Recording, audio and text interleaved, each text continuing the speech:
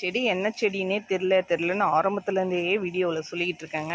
ஆனால் இது ஏதோ பேர் சுக்காங்காய் சொல்கிறாங்க, அடுத்து மிதுக்கு காய்னு சொல்கிறாங்க. ஆனால் இலைகள்லாம் நல்லா பெரிய சைஸாக வருது. நான் கிர்னி பழம் அப்படின்னு நினச்சி தான் இந்த செடியை அப்படியே விட்டு வச்சுருக்கேன். ஏன்னா நான் அந்த சீட்ஸ்லாம் இங்கே போட்டிருக்கேன். ஆனால் இதில் ஒரு பிஞ்சு எடுக்கிற மாதிரி இருந்துச்சு. ஸோ அதை காட்டுறேன் பாருங்கள். எங்கே காணோம், விழுந்துருச்சோ. சரி, இதை பிடுங்கிட்டாவது செடிங்களாவது கொஞ்சம் ஃப்ரீயாக இருக்கும்னு பார்க்குறேன். பார்ப்போம். இது என்ன செடின்னு தெரியல. இதில் ஏதாவது காய் வந்தாவது நமக்கு தெரியும், ஒரு ஐடியா கிடைக்கும்.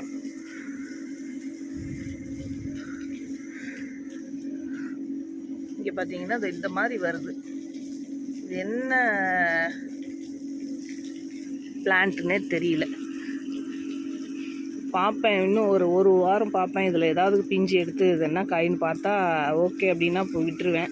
இல்லைனா அதை அப்படியே டிஸ்போஸ் பண்ணிட வேண்டியதான். இந்த கொடியை அப்படியே படர்ந்து போயிட்டுருக்கு. மற்ற செடிங்களுக்கெல்லாம் டிஸ்டர்பன்ஸாக இருக்குது.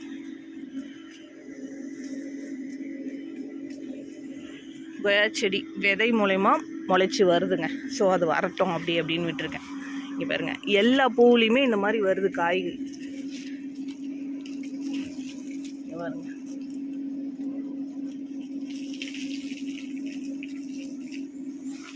என்ன காயினும் தெரியல, என்ன செடினும் தெரியல. கிர்னி பழம் செடி இப்படி தான் இருக்குது பார்த்தா. நம்ம செக் பண்ணி பார்த்தோம் கூகுளில்.